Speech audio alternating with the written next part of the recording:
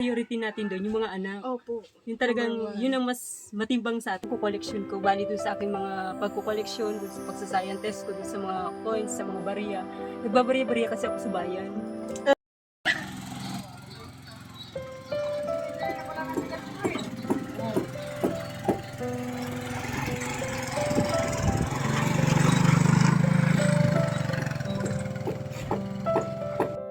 Pagkatapos naming mamili, kami ay dumiretso agad kung saan nakatira ang ating bibigyan ng munting tulong na nagmula kay Ma'am Antoinette. Agad naglakad ang teams papunta sa bahay ni Lisa para may abot natin ang kaunting tulong na aming dala ngayong araw. Tara guys, at tunghayan natin ang kwento ng buhay ni Lisa.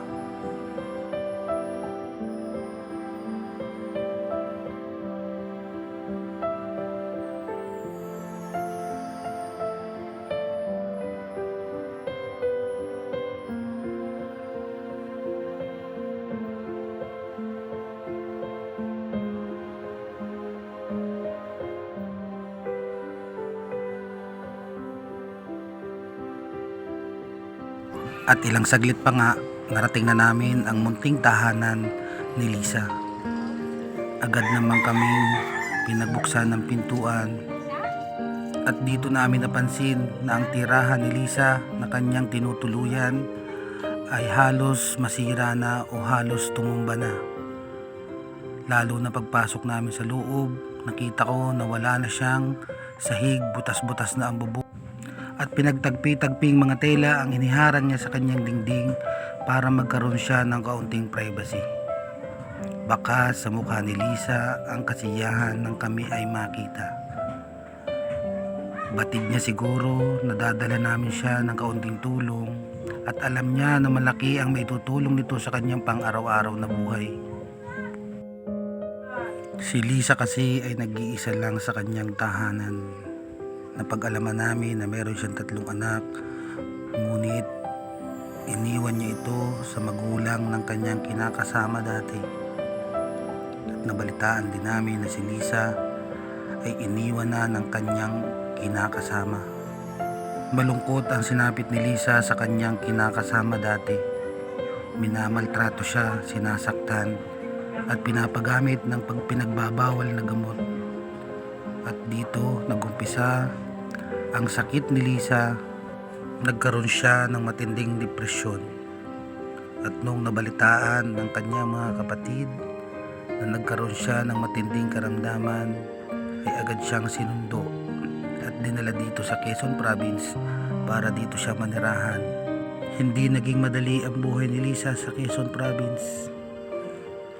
Nangihingi siya ng mga barya para magkaroon siya ng pagkain sa pang-araw-araw. Naglalakad siya ng ilang kilometro simula sa barangay hanggang sa bayan para humingi ng kaunting barya sa mga biyahero at mga tindahan na kanyang nadadaanan. Ano pa pangalan niyo? Ako? Lisa. Lisa. Oo. Ano po ang pinagkakakitaan niyo dito sa... Dito sa lugar na to, wala. Bali, naka-stop lang ako dito ng halimbawa ng... At nung interviewin namin si Lisa, dito namin napansin at magpa-5 nahalata years. ang naging epekto ng kanyang matinding Sa akin depresyon training dito, kaya na ako sinapit nandito niya dito sa kanyang naka-stop asawa. house. Pero after naman nito, siguro before 5 years, siguro balik na ako ng Laguna. May anak po kayo? Meron, 3, puro babae. Nasaan po ang inyong mga anak? Nasa Laguna. Sa Laguna. Oo. Sino po nag-aalaga sa kanya? Bali yung lola niya. Yung lola at saka yung lolo. Ang mister niyo po? Ay, wala na. Nasa kabilang na yun. Nasa kabilang ubayo na yun ng kandungan. Ay, may iba na po. May Kinakasama po. kinakasama na siyang iba. Bali, yung dati niyang kinakasama taga Malolos, Bulacan, yun ang kinakasama niya ngayon. Oo. So okay naman na po kayo. Pero okay naman ako dahil remover naman ako tsaka move on. Nakamove on na. Yes. Opo. Mas maganda yung ganun. Ano po na. Talaga, ay oo naman. Siyempre, Saka may natural. mga anak, ano po na. Ang kasi natin doon, ang priority natin doon, yung mga anak. Opo. Yung talagang, yun ang mas matimbang sa atin kaysa doon sa ama, lalo't pagka ganun ginagawang sitwasyon, sa ganung sitwasyon. Natural, na andun tayo dun sa pagiging priority, di ba? Bakit hindi niyo kinuha po yung mga anak niyo? Sa ngayon, hindi muna. Pero pagdating ng kuwan, talagang, oo. Gusto niyo rin pong makuha? Ayaw naman, syempre natural, kahit man ikaw. Opo, na magulang. Ano po? Oo, Kasi mo gugustuhin. kung sinong gugustuhin. Eh, saan po kayo kumukuha po ng panghanap buhay niyo po sa araw-araw? Yung financial, yung Oo, financially, oo, mga ay, ganun. natural, na doon yung sa pagkukoleksyon ko, bali doon sa aking mga pagkukoleksyon, doon sa pagsascientist ko, doon sa mga coins, sa mga barya. Nagbabarya-barya kasi ako sa bayan. Nagbabarya-barya ng hihingi po. Oo, hinihingi ko yun sa kanila. Talagang, Opo. Binibigyan naman po kayo ng Ibinib- pusang loob. ibinibigay naman talaga. Binibigyan nila po. Binibigay naman talaga nila yun sa akin dahil alam nila yun kung bakit. Opo. Tapos po yung kinikita nyo po doon, yun po yung binibili nyo ng mga Ayun, pang-araw-araw halimbawa, na yung- pagkain. Hindi naman laging pagkain. Kailangan ko din syempre yung potential natin doon sa ating personalidad, lalo yung ating personality. Alam na natin yun sa bawat isa. Natural. Lahat naman ng tao, kailangan ng personalidad, di ba? Opo. Ganun po, babe.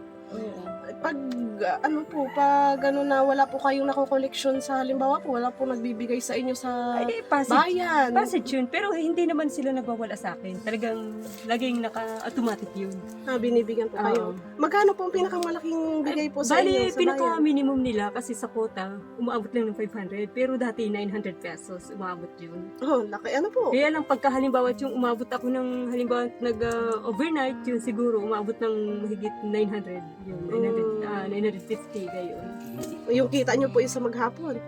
Ay, bali, pag nag-start ako ng halimbawa pumunta ako ng ganitong oras, yung overnight na yun, umabot yun ng 900 pesos. Mahigit. Tapos sa bayan po, pag pumupunta kayo ng bayan, skates? Ayun, Sumasakay po kayo ng minsan talaga nag-walking ako, naglalakad. Lakad po kayo hanggang bayan oo, mula kasi- dito sa Oo, Laurel pero hanggang pag sa... may nasasakyan ako, nagra-ride ako sa kanila, yun. Halos 6 hanggang 7 kilometro ang nilalakad ni Lisa araw-araw Ay, hindi na. papunta sa bayan Pinaka-exercise na kasi galing sa sa kanyang barangay para mangingi ng konting tulong sa mga biyahero at mga tindahan kanyang nadadaanan. Paglalakad. Ay, malayo-layo po yun sa inyo, mula Laurel hanggang bayan. Ano po? Ay, iba naman yun sa akin. Iba naman yun sa Tapos inyo. pagdating doon, maglalakad ulit kayo. Oo, maglalakad. Tapos bahay-bahay po ang hinihingian nyo po. Ay, hindi naman lagi sa bayan. Talagang sa mga tracking ako. Nagtatracking po. Oo, sa tracking. Umakyat po kayo sa Ay, hindi naman. Inaabot nila sa akin. Hingi po kayo sa mga truck. Oo. Bali yung sa mga tracking kasi, pagka hiningi ko sa kanila yung barya, binibigay nila yun. Nawala naman pong kapalit. Wala naman. Talagang Oo. kusang loob po. Talagang binibigay. inaano nila sa Hinuhulog bintana. po nila sa bintana. Sa bintana nila inaabot. Hindi naman ako umakyat. O kaya kung ano pa yung sinasabi nila sa akin, wala namang nangyayaring ganung mga eksenang ganun. Isa lang si Lisa sa nakakaranas ng matinding depresyon sa ating mga kababayan. Kaya wag natin silang husgahan. Intindihin natin kung ano ang nakaraan at alamin natin kung ano ang kanyang Nagbibigay pinagdaanan. na ba kayo? Sa mga nais pong magbigay ng tulong kay Lisa, kontakin nyo lang po si Ma'am Antoinette.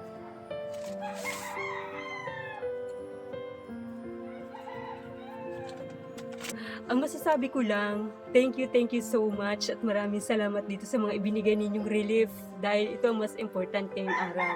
Okay lang, yun lang. Okay lang, Ma'am Antoinette. Salamat po.